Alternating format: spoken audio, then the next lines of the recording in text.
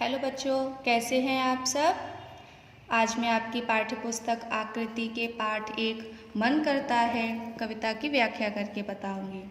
तो आपको आज कविता को मेरे साथ पढ़ना है और इसकी व्याख्या को समझना है।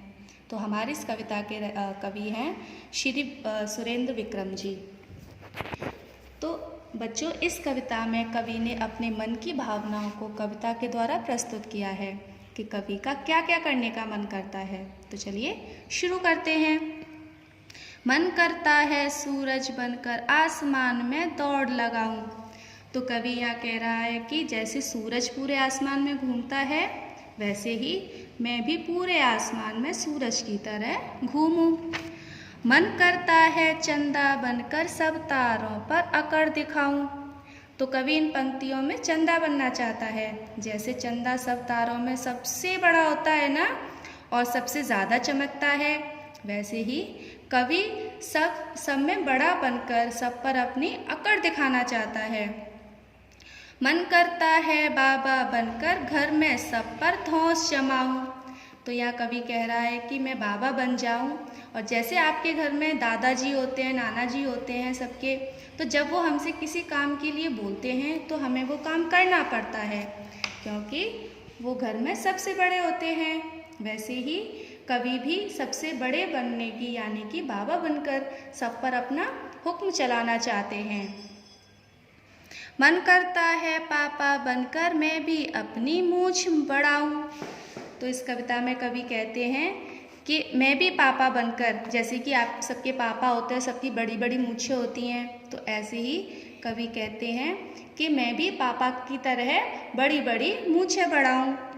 मन करता है तितली बनकर दूर दूर उड़ता जाऊं।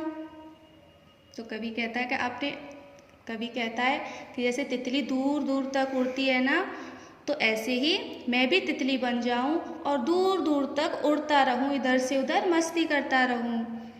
मन करता है कोयल बनकर मीठे मीठे बोल सुनाऊं। तो आपने कोयल देखी है, उसकी आवाज़ सुनी है सबने, कितनी अच्छी आवाज़ होती है। हाँ, बहुत अच्छी आवाज़ होती है। तो जब वो बोलती है तो ऐसा लगता है इसकी आवाज़ सुनते रहो। तो ऐसे ही कवि कहता है कि मैं कोयल बन जाऊं और कोयल बनकर सबको अपनी मीठी मीठी आवाज़ सुनाऊं। मन करता है चिड़िया बनकर ची ची चूं चूं शोर मचाऊं। बच्चों, जब सुबह सुबह छत पर देखा होगा आपने, चिड़िया आ जाती हैं और बहुत ज़ोर से शोर मचाना शुरू कर देती, चींची करती हैं, जैसे कि वो हमसे सुबह सुबह कुछ कहना चाहती हों। तो ऐसे ही कवि कहता है कि मेरा मन करता है कि मैं चिड़िया बन जाऊं और बहुत सारा शोर मचाऊं।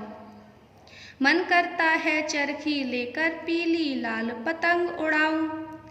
तो पतंग उड़ाना सबको अच्छा लगता है ना आपको अच्छा? जी हाँ, पतंग उड़ाना तो सबको अच्छा लगता होगा और सब पतंग उड़ाते भी हैं।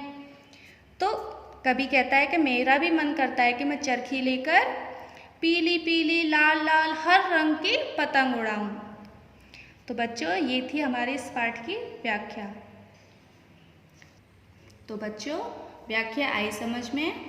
तो चलिए, अब आपका गृह कार्य है कि आपको इस कविता को याद करना है और याद करके अपनी कार्य पुस्तिका में लिखना है, और साथ साथ इसके शब्द अर्थ भी लिखने हैं। ठीक है बच्चों, बाय।